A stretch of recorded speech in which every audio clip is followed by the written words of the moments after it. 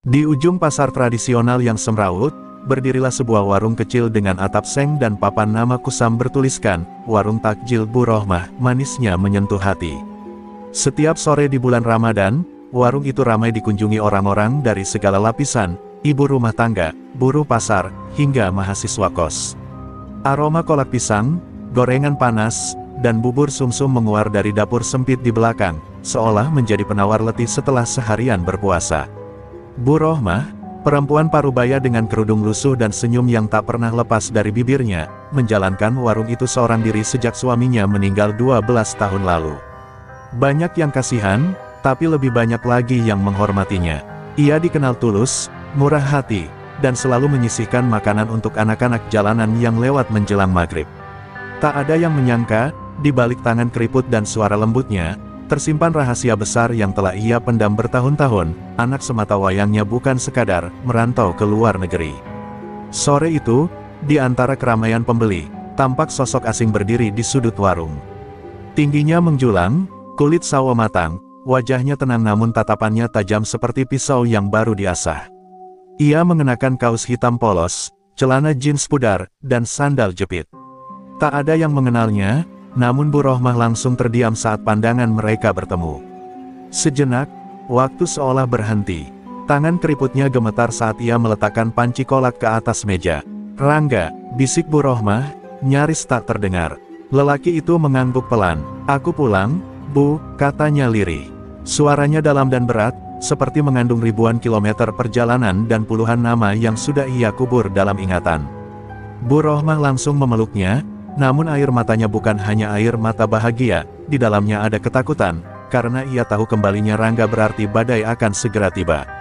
Tak banyak yang tahu siapa Rangga sebenarnya. Bagi para tetangga, dia hanya anak yatim yang cerdas dan pernah kuliah di luar negeri. Tapi di dunia bawah tanah Asia Tenggara, nama Rangga Al-Bahar disandingkan dengan legenda berdarah, pemimpin kelompok hitam yang menumbangkan 7 sindikat dalam 1 dekade, dan menghilang setelah pensiun secara misterius 3 tahun lalu. Kini, ia kembali sebagai anak warung takjil. Para pengunjung warung mulai bertanya-tanya, siapa lelaki itu? Kenapa Bu Rohmah begitu kaku sejak kedatangannya? Namun mereka tak punya waktu lama untuk berspekulasi, karena tak jauh dari situ, sekelompok preman mulai mendekat. Mereka membawa tawa keras, tatapan liar, dan niat jahat yang terbaca dari langkah-langkah berat mereka. Gendon, pemimpin mereka, baru saja keluar dari penjara seminggu lalu dan mengklaim kembali wilayah kekuasaannya di pasar. Warung-warung kecil, termasuk milik Bu Rohmah, sudah masuk daftar target pemalakan. Namun sore itu, saat Gendon melirik ke arah warung takjil yang ramai, ia tidak tahu bahwa ia baru saja menaruh kakinya di sarang macan. Dan Rangga, anak yang selama ini hanya dianggap sebagai anak warung, hanya duduk diam di pojok, menyeruput teh manis dengan tatapan kosong. Namun dalam diamnya, ada badai yang bersiap meledak bukan untuk menyelamatkan nama, tapi untuk menjaga satu-satunya orang yang pernah ia cintai tanpa syarat, ibunya. Langkah Gendon menggema di lantai pasar yang mulai sepi menjelang maghrib. Tubuhnya besar, penuh tato dari leher sampai lengan, dan bekas luka panjang di wajahnya membuat siapapun yang menatap jadi ragu untuk menegur. Di belakangnya, 4 anak buah mengikuti, Kicik, Rebo, Dayat, dan Ujang. Mereka dikenal sebagai penguasa kotor wilayah pasar, penjual keamanan semu dengan harga ancaman dan tinju. Sudah banyak warung menyerah tanpa melawan. Mereka pikir warung Bu Rohmah akan jadi mangsa mudah. Berikutnya, Bu Rohmah belum setor, Bang, gumam Rebo sambil mengunyah rokok. Udah 2 hari kita lewatin, tapi belum juga ngasih apa-apa. Gendon mendengus, matanya menyipit ke arah warung takjil yang masih ramai. "Hari ini kita ngingetin dia, pelan-pelan dulu," katanya sambil terkekeh, menikmati bayangan takut di mata orang-orang tua seperti Bu Rohmah. Namun ia tak tahu bahwa mata yang lebih tajam dari miliknya sedang memperhatikannya dari balik uap kolak pisang. Rangga duduk tenang di kursi pojok, kepalanya sedikit menunduk, tapi telinganya mencatat tiap langkah, tiap suara, tiap tarikan napas yang mendekat. Tangannya tetap menggenggam gelas teh manis, namun urat-urat di lengannya mulai menegang. Ia belum akan bergerak, belum saatnya. Dia tahu, seorang pemain lama tidak pernah membuka kartu terlalu cepat. Gendon dan anak buahnya berhenti di depan warung, menciptakan keheningan mendadak. Pembeli-pembeli langsung menyingkir, pura-pura sibuk memilih takjil di warung lain, tak ingin terlibat. "Bu Rohmah!" teriak Gendon, suaranya berat dan kasar. "Ramadan gini, jangan lupa sedekah buat yang jaga keamanan, ya." Ucapan itu terdengar seperti canda, tapi tatapan matanya mengatakan hal lain. Bu Rohmah menggenggam sendok sayur erat-erat, wajahnya pucat, namun tetap berdiri tegak.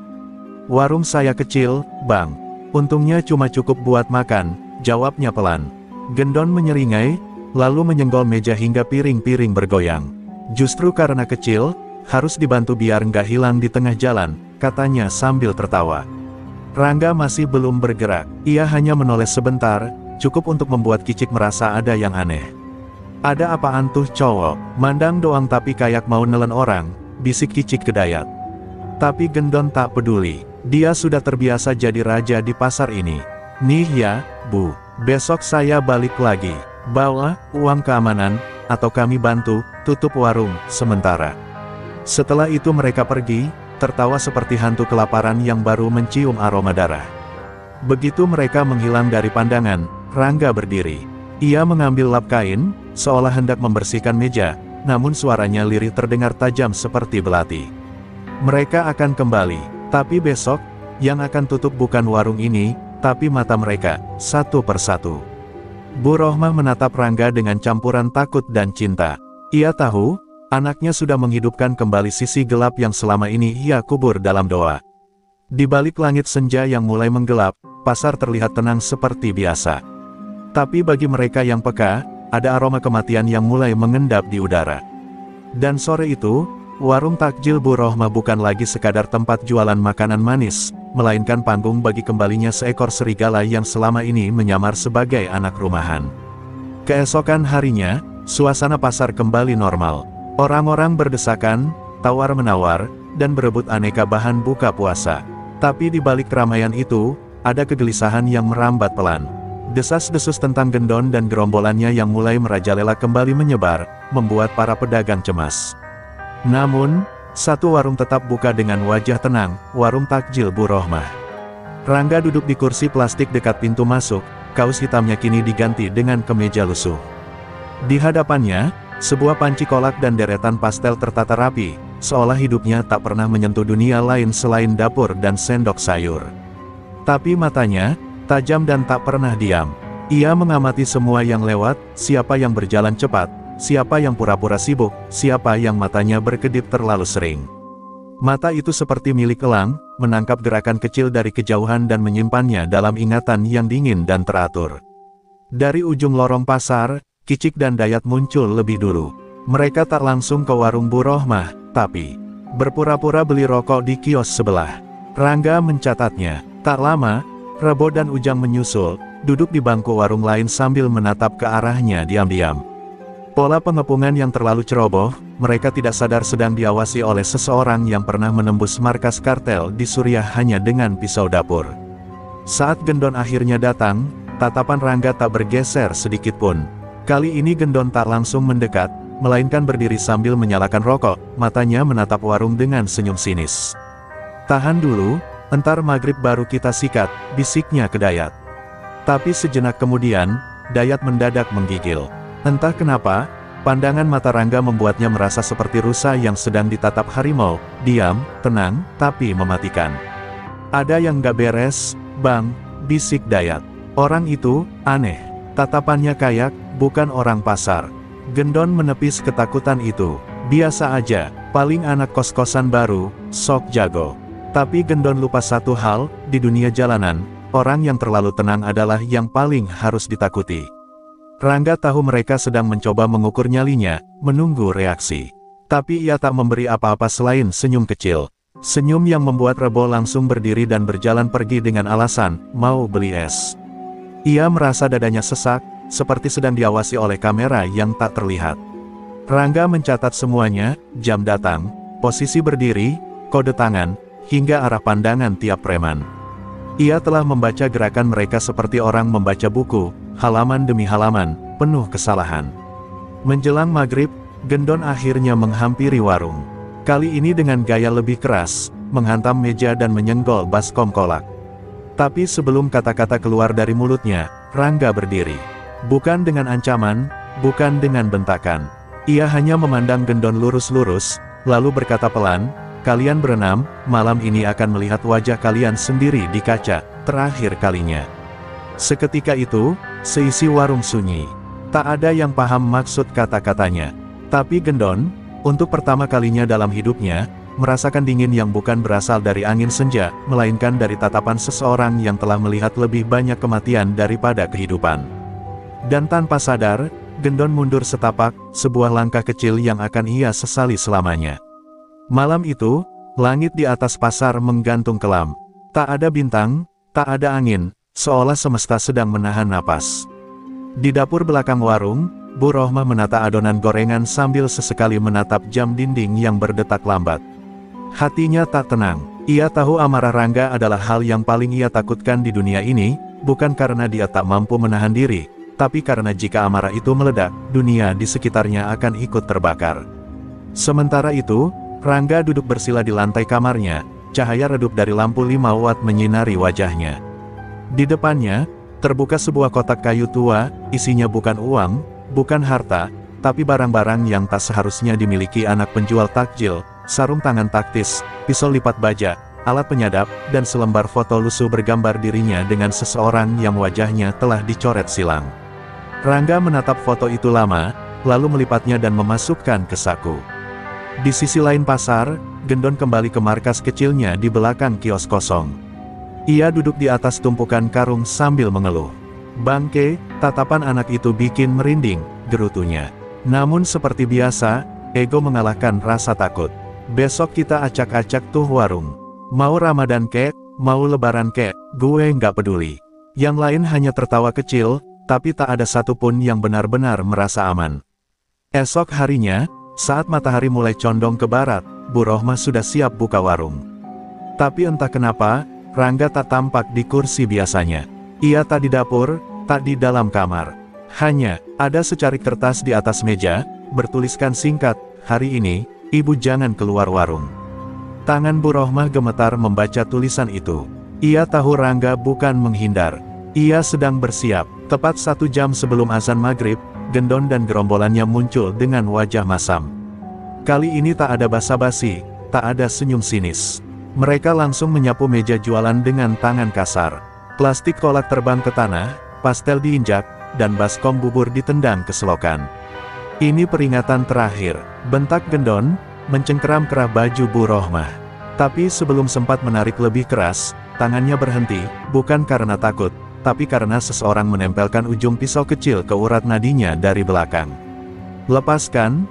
Suara Rangga muncul seperti bayangan, dingin, tenang, tapi mematikan.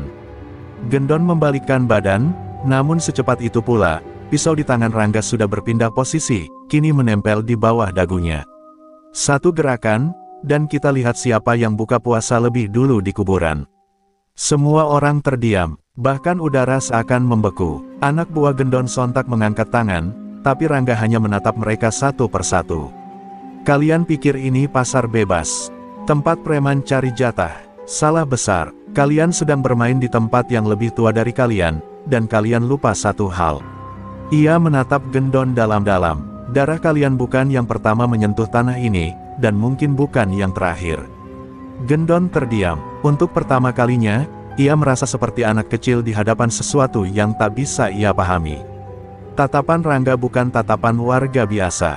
Itu adalah tatapan pemburu. Tanpa berkata lagi, Rangga menurunkan pisaunya dan berbalik masuk ke dalam warung. Tapi sebelum menutup pintu, ia meninggalkan satu kalimat, "Besok, tidak akan ada peringatan." Sejak insiden pisau di leher Gendon, suasana pasar berubah total. Tak ada lagi gelak tawa kasar dari gerombolan preman, tak ada intimidasi di depan warung, dan tak ada satupun dari mereka yang berani melintas di dekat lapak Bu Rohmah. Tapi keheningan ini bukan pertanda damai, melainkan ketakutan yang menempel di udara, seperti kabut yang tak terlihat namun menyesakkan. Gendon tak bisa tidur malam itu. Tiap kali memejamkan mata, wajah lelaki itu, mata dingin, gerakan cepat, dan ucapan penuh ancaman, muncul tanpa ampun. Ia meremas-remas rambutnya sendiri di dalam markas, tak percaya bahwa dirinya yang selama ini ditakuti, kini menjadi yang diburu. Kita nggak bisa tinggal diam, gumamnya. Gue nggak bakal dihina sama anak warung. Namun, sebelum rencana balas dendam bisa disusun, satu persatu anak buah Gendon mulai mengalami hal aneh. Malam pertama, Kicik menemukan motornya terguling di selokan, kabel rem dipotong bersih, dan helmnya tergantung di pagar, tertulis pesan dengan tinta merah, mundur, atau jatuh. Malam berikutnya, Dayat dikejutkan oleh suara seseorang yang menggedor jendela rumahnya jam 2 pagi. Saat ia buka, tak ada siapa-siapa, hanya sebatang pisau kecil menancap di kusen, disertai kertas kecil bertuliskan, "Aku tahu kau bangun." Ketakutan mulai menyebar. Ujang bahkan memilih pindah keluar kota sementara waktu. Rebo tak mau keluar malam dan menolak datang ke pasar. Tapi Gendon, ia menolak tunduk. Amarahnya kini bukan lagi tentang uang keamanan, melainkan tentang harga diri. Ia tak tahu siapa Rangga sebenarnya, tapi ia bersumpah akan mengangkat kepala bocah itu di depan semua pedagang. Tapi Rangga tak memberi waktu. Malam ketiga, Gendon mendapat telepon dari nomor tak dikenal. Tak ada suara, hanya napas berat, lalu rekaman suara Gendon sendiri dari seminggu lalu, "Besok gue balik lagi. Bawa uang keamanan, atau gue tutup warung itu." Setelah itu, terdengar suara gesekan besi, seperti pisau diasah. Lalu telepon mati. Gendon membanting ponsel ke dinding. Ia mulai merasa seperti tikus di tengah labirin yang tak punya pintu keluar. Dia ngikutin kita, tiap saat, tiap tempat, gumamnya. Tapi siapa dia sebenarnya? Tak mungkin hanya anak penjual takjil. Tak mungkin pula warga biasa punya kemampuan seperti itu. Gue harus tahu siapa dia, sebelum dia benar-benar ngabisin kita. Dan di kejauhan, dari atap bangunan tua yang menghadap ke markas Gendon, Rangga duduk membelakangi rembulan.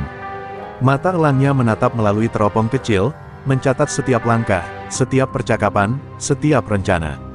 Ia bukan sedang bermain-main. Bagi Rangga, ini bukan tentang balas dendam.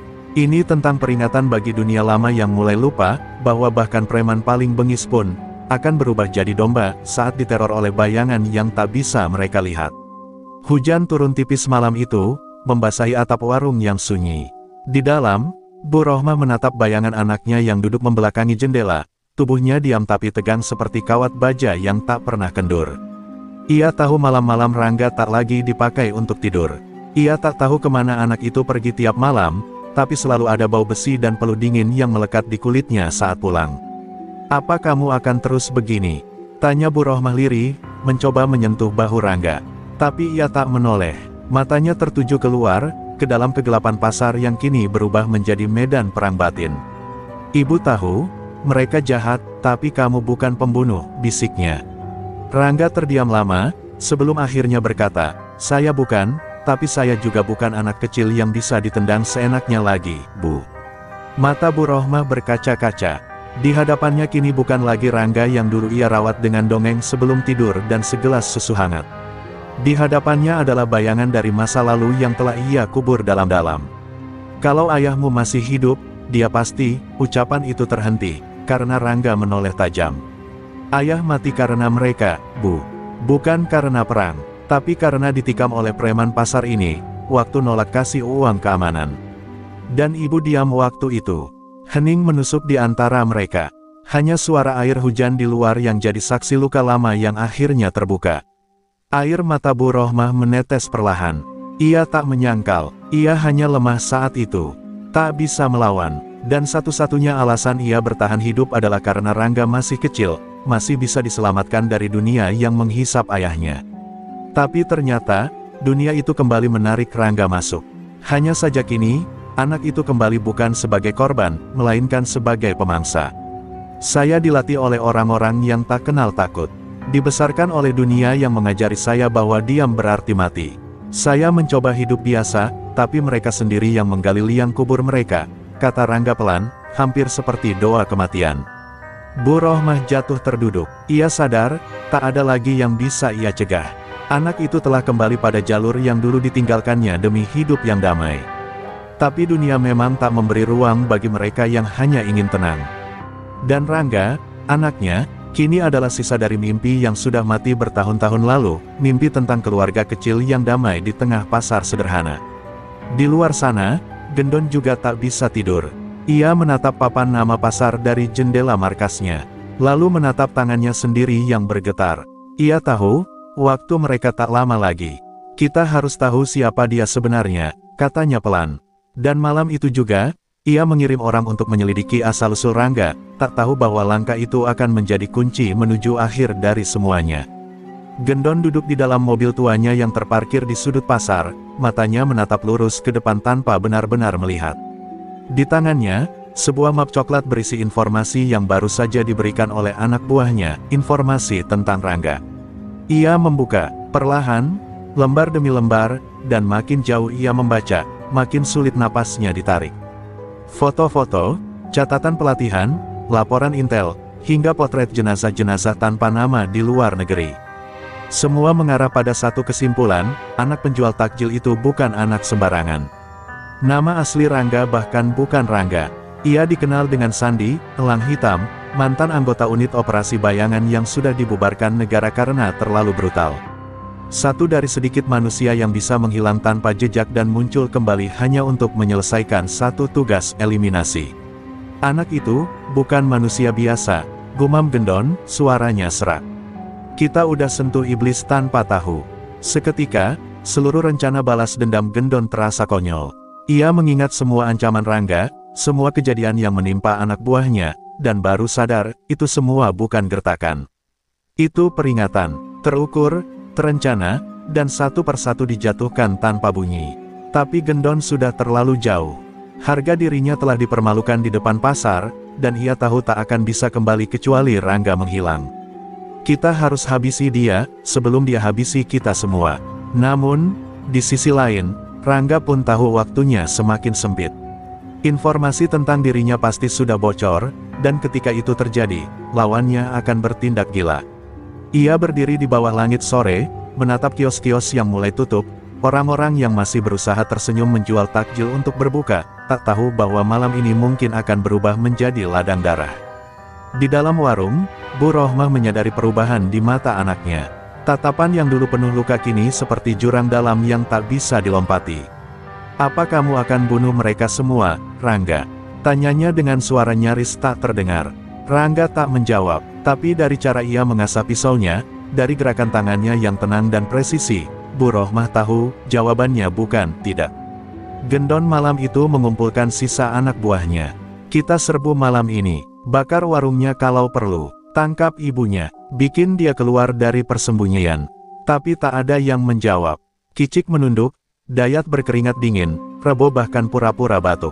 Ketakutan telah menggantikan loyalitas. Dan Gendon tahu, ia tinggal sendirian di tengah medan yang tak ia pahami.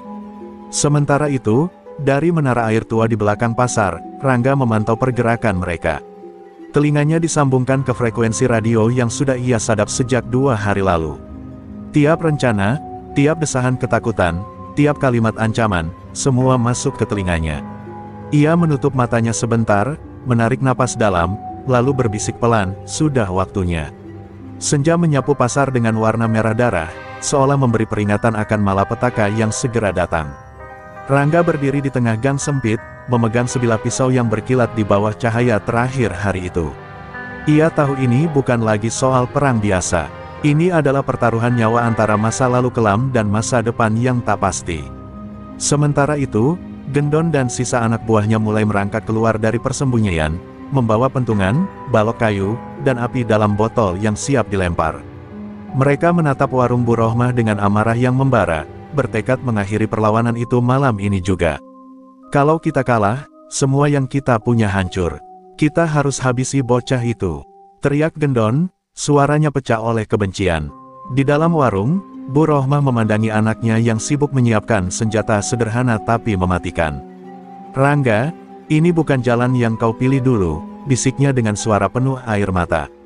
Tapi Rangga hanya menatapnya dengan tatapan dingin. Ini jalan yang mereka paksa saya ambil, Bu. Kalau saya menyerah, mereka yang akan hancurkan semuanya. Detik-detik berdegup kencang saat kedua kubu mulai bergerak. Rangga menyelinap di antara bayang-bayang, mengawasi setiap langkah Gendon dan anak buahnya. Ia sudah tahu titik lemah mereka, sudah menghitung tiap kemungkinan. Tapi yang paling menegangkan adalah ketenangannya sendiri, ketenangan yang datang dari pengalaman hidup yang pahit dan darah yang tak pernah kering. Ketika Gendon mengangkat botol berisi bensin, siap melempar ke arah warung. Tiba-tiba terdengar suara ledakan kecil di belakangnya. Salah satu anak buahnya terkapar, darah memercik dari pelipisnya. Semua panik, mereka berbalik, tapi tak ada siapapun yang terlihat, hanya bayangan gelap yang bergerak cepat, seperti angin malam yang membelah keheningan. Rangga muncul dari balik tumpukan karung, mata menyala penuh tekad. Ini peringatan terakhir, suaranya dingin dan penuh kekuatan. Kalau kalian berani menginjak tanah ini lagi, tak ada ampun. Serangan bertubi-tubi dimulai, pisau beradu dengan pentungan, dan udara malam berubah menjadi medan pertempuran yang brutal. Dalam hitungan menit, banyak dari gerombolan Gendon tumbang, luka dan kepanikan menggantikan keberanian. Gendon yang tersisa berdiri terpaku, wajahnya penuh dengan campuran takut dan marah. Ia tahu, ini bukan lagi soal pasar atau uang. Ini soal hidup dan mati. Dan kali ini, ia bukan yang memegang kendali. Ketika malam benar-benar gelap, hanya tersisa Rangga berdiri tegak di tengah reruntuhan. Ia menatap ke arah warung, tempat yang menjadi saksi bisu perjuangannya. Di balik tatapan dinginnya, tersimpan janji bahwa tidak akan ada lagi yang berani mengganggu kedamaian yang telah ia bangun dengan darah dan air mata. Setelah medan pertempuran sunyi, Rangga duduk termenung di depan warung yang kini berantakan. Tubuhnya penuh luka, tapi lebih dari itu, luka di dalam hatinya terasa paling dalam. Ia menatap reruntuhan, bayangan-bayangan masa lalu kembali menerpa pikirannya, kenangan ayahnya yang dulu pernah berdiri di tempat ini, tegak melawan para preman yang kini sudah tak bernyawa. Malam semakin larut, dan kesunyian membawa Rangga pada satu kesadaran pahit. Aku bukan lagi bocah yang bisa diselamatkan, gumamnya. Bayangan ayah dan ibunya hadir dalam pikirannya, berbisik tentang harapan dan impian yang pernah mereka tanam. Tapi di dunia ini, impian seakan menjadi barang mewah yang hanya bisa dimiliki oleh mereka yang tak tahu rasanya kehilangan. Dalam lamunannya, Rangga teringat pelatihan keras yang dulu membentuknya menjadi pembunuh yang dingin. Setiap luka, setiap malam tanpa tidur, semua demi satu tujuan, melindungi yang lemah. Namun sekarang, ia sadar betapa dirinya mulai kehilangan batas antara pelindung dan pemangsa. Apakah aku sudah berubah menjadi monster yang dulu aku benci? Tanyanya lirih pada diri sendiri. Ibunya masuk membawa segelas air hangat, duduk di sampingnya tanpa berkata apa-apa. Hanya tatapan penuh kasih yang cukup untuk menguatkan. Tapi Rangga tahu, luka batin itu tak mudah disembuhkan. Aku ingin berhenti, Bu, tapi mereka tak akan berhenti memburuku, katanya akhirnya, suaranya pecah. Bu Rohmah menggenggam tangannya erat, seolah ingin menyampaikan bahwa apapun yang terjadi, ia tak akan pernah sendirian. Sementara itu, di sisi lain pasar, Gendon yang selamat merasakan kehancuran bukan hanya fisik, tapi juga harga diri. Ia menyadari bahwa pertempuran ini bukan hanya antara dirinya dan Rangga, tapi tentang masa lalu yang tak bisa diubah dan masa depan yang penuh ketidakpastian. Mungkin aku harus melihat dia bukan sebagai musuh, tapi sebagai peringatan, bisiknya dalam gelap. Rangga berdiri, menatap bulan yang tinggi di langit malam. Ia tahu pertarungan ini belum selesai. Namun kali ini, ia ingin bertarung bukan karena dendam, tapi demi satu hal yang lebih besar, kedamaian yang layak untuk dimiliki setiap orang di pasar kecil ini. Dengan tekad itu, ia menghela napas panjang, bersiap menyongsong hari esok yang tak pasti. Bayangan masa lalu mungkin akan terus mengikutinya, tapi Rangga yakin, hanya dengan melawan bayangan itu, ia bisa menemukan jati dirinya yang sejati, bukan sebagai anak penjual takjil, bukan pula sebagai pembunuh, tapi sebagai penjaga yang mampu memberi harapan di tengah kegelapan. Fajar mulai menyingsing ketika pasar mulai hidup kembali, tapi suasana kali ini berbeda. Tidak ada lagi bayangan preman yang menakutkan, tidak ada lagi teriakan dan ancaman yang memenuhi udara. Pasar itu berdiri dengan tenang, seperti baru lahir kembali dari kehancuran malam sebelumnya, menyambut hari baru yang penuh harapan. Rangga berdiri di depan warung, wajahnya masih menyimpan bekas luka dan kelelahan, namun matanya menatap tajam ke depan. Ia tahu perjuangannya belum berakhir, tapi kali ini ia bertarung bukan untuk dendam, melainkan demi perlindungan dan perdamaian. Pedagang-pedagang yang dulu takut kini mulai menghampiri, memberi anggukan hormat dan senyum kecil yang penuh rasa percaya. Bu Rohmah keluar, membawa nampan kecil berisi takjil, dan meletakkannya di meja. Ia menatap anaknya dengan bangga yang tak bisa disembunyikan. Kau telah membuat perubahan, Rangga. Pasar ini kini milik kita semua, bukan milik mereka yang menakut-nakuti, katanya lembut. Rangga hanya mengangguk, menyadari betapa besar tanggung jawab yang kini ada di pundaknya. Di sudut lain, Gendon yang masih hidup memilih menghilang dari pasar itu, membawa luka batin yang dalam. Ia tahu kekalahannya bukan hanya karena Rangga, tapi karena zaman telah berubah. Dalam hatinya, ada benih penyesalan yang mulai tumbuh, penyesalan karena pernah menjadi bagian dari kegelapan yang harus dilawan.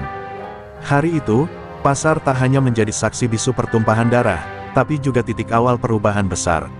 Rangga mulai membangun kembali warung takjilnya dengan semangat baru, menanamkan nilai keadilan dan keberanian bagi siapa saja yang ingin hidup damai. Ia membuka pintu untuk siapa saja yang membutuhkan perlindungan, dan perlahan-lahan, ketakutan yang dulu menguasai pasar mulai hilang. Meski bayangan masa lalu masih kadang menghantui, Rangga kini berdiri sebagai sosok yang dihormati dan ditakuti bukan karena kekerasan, melainkan karena keadilan dan keberaniannya. Ia belajar bahwa kekuatan sejati bukanlah dari darah dan pisau, tapi dari hati yang mampu melindungi dan memaafkan. Dan ketika matahari naik tinggi, menerangi setiap sudut pasar, Rangga tahu bahwa ia telah menulis bab baru dalam hidupnya, bab yang tidak hanya tentang balas dendam, tapi tentang harapan, tentang keluarga, dan tentang masa depan yang lebih baik. Dengan semangat itu, pasar itu berdenyut kembali, bukan hanya sebagai tempat berdagang, tapi sebagai simbol kebangkitan, di mana anak penjual takjil yang dulu diremehkan kini berdiri sebagai pelindung yang tak tergoyahkan.